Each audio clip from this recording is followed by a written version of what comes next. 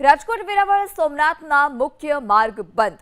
ચોપારી ફાટક પાસે અચાનક સમારકામ કરાતા માર્ગ બંધ કરવામાં આવ્યો છે। જાહેરનામા વગર કામગીરી શરૂ કરાતા વાહન ચાલકો પણ પરેશાન। રેલવે પ્રશાસને શરૂ કરેલી કામગીરીથી સ્થાનિક પ્રશાસન પણ અજાણ છે। રેલવે વિભાગના પાપે એમ્બ્યુલન્સ સહિતના જે ચાલકો હતા તેઓને હાલાકી। અને હું આજે જ્યારે આવતો હતો ત્યારે ફાટક બંધ થયો, એટલે અમને એમ કે ટ્રેન આવવાના કારણે ફાટક બંધ થયો, પણ હકીકતમાં ટ્રેન આવવાના કારણે ફાટક બંધ નહોતો થયો, એની કામગીરી ચાલુ હતી, એના કારણે ફાટક બંધ થયો। એટલે અમે અડધી કલાક સુધી ઊભા તો એક બાજુ ઝાંઝેડા ચોકડી બાજુ ટ્રાફિક થઈ ગયો હતો અને આમ મધુરમ સાઈડ સુધી ટ્રાફિક થઈ ગયો હતો।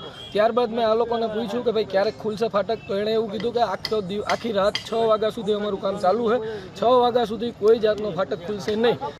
રાજકોટ વેરાવળ સોમનાથના મુખ્ય માર્ગ બંધ। ચોપારી ફાટક પાસે અચાનક સમારકામ કરાતા માર્ગ બંધ કરવામાં આવ્યો છે। જાહેરનામા વગર કામગીરી શરૂ કરાતા વાહન ચાલકો પણ પરેશાન। રેલવે પ્રશાસને શરૂ કરેલી કામગીરીથી સ્થાનિક પ્રશાસન પણ અજાણ છે।